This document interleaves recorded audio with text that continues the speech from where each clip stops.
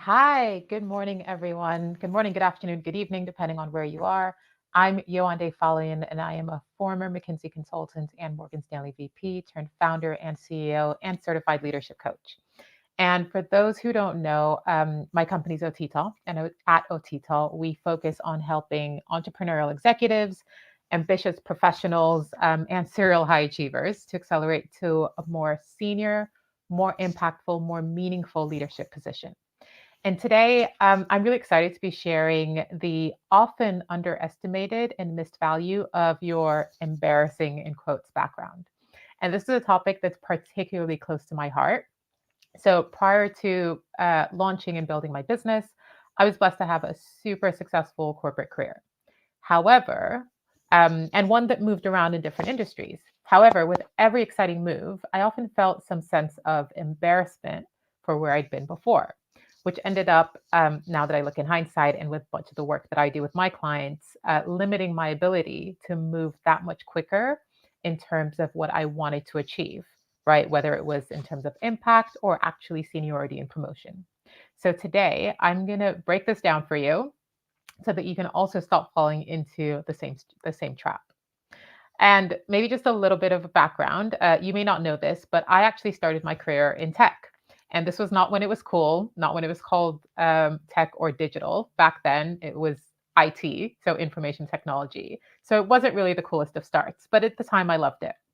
I then moved into finance within prime brokerage, working at Morgan Stanley. And that was really cool.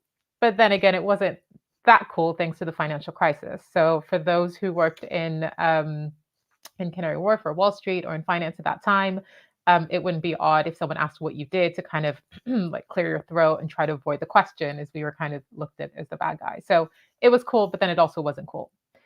After finance, I then moved into consulting. That was amazing. And I burnt out twice. So, again, not necessarily a story that at that time I felt confident or comfortable telling people. And now I run my own coaching business. So, in just about 12 years, I made three what people often called impossible professional moves. And each move was very different. It was unique. It gave me huge opportunity to step into a more senior leadership role with greater impact, greater access, greater opportunities. And those opportunities got me really excited for the future, which is a fantastic motivating factor.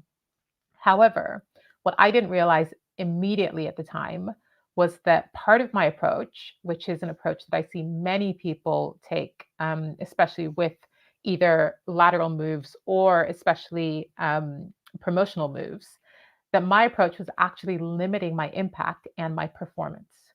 This is the same leadership limiting approach that I see, again, so many people take right now. When it comes to transitioning into your next leadership role, it can often feel a bit scary, right? It's like a tightrope walk.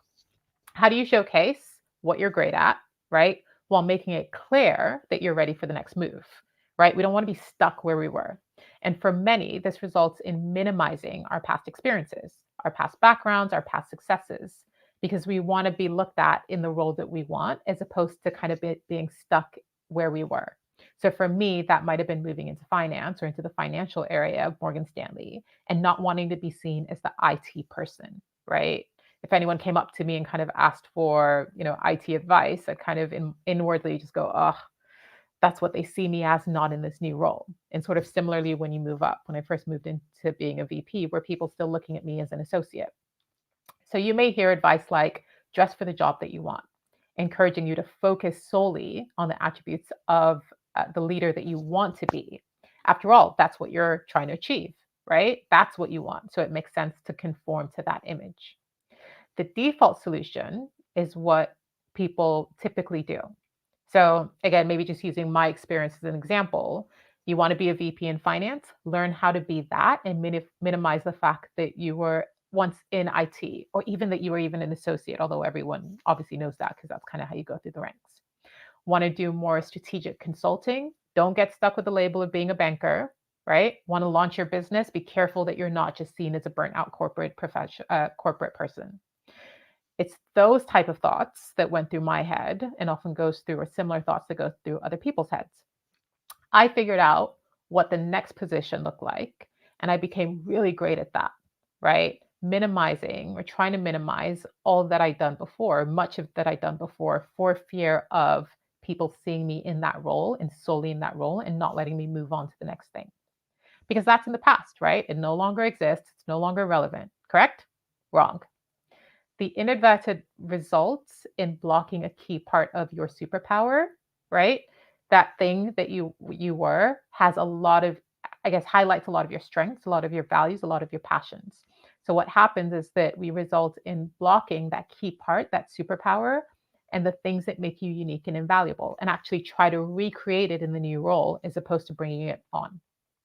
Again, the underlying belief goes back to this concept of dressing for the job that you want, which is not incorrect, right? However, it's not complete. What if instead you evolved your thinking to dress for the job that you want, but don't throw away your old wardrobe? Instead, mix up your new wardrobe with the best, the very best of your old ones. The ultimate goal is to continuously step up into more senior leadership positions, right? That's what many of us want. Many of us who are driven, who are ambitious, who want more, who want to have more impact, more access, more meaningful impact. What if instead you saw your background not as an embarrassing um, historical thing, not as something that you need to hide or move away from, but as a part of that unique blend that amplifies your knowledge, your skill set, your resourcefulness, and your value? All the things that enhance your ability to step up into that next level. In my case, here's what that reframe could sound like, right? I started my career in tech. My IT skills gave me an edge in prime brokerage because I was able to bridge the gap between technology and my COO clients in order to help our firm deliver higher quality solutions faster.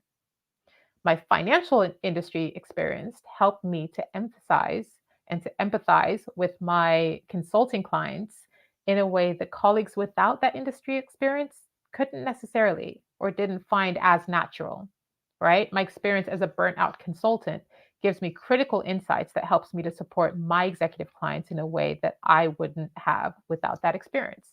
And it also helps me build the business that I want in a way that keeps me performing at my highest ability without that burnout, which is no doubt a performance interferer.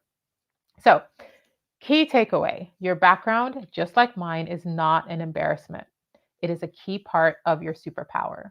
Don't hide it away, embrace it, and use it to accelerate to your next level of leadership. If you're someone who does hide away from your background, it's very natural. A lot of people do it. Maybe you're worried that people will only see you in that old role or in that old position. Or maybe you just realize that you don't leverage your background as much as you could. It's not even something that you think about as a superpower. If you're ready to stop limiting your potential in that way, then let's chat. Shoot me a DM. I'd be more than happy to hear more about what you're looking to achieve. Maybe a DM with the word differentiate, so I know what this is related to. Or head over to www.ottalleadership.com to book time to chat with me and see how we can help. All right, take care, stay safe, stay focused, stay energized.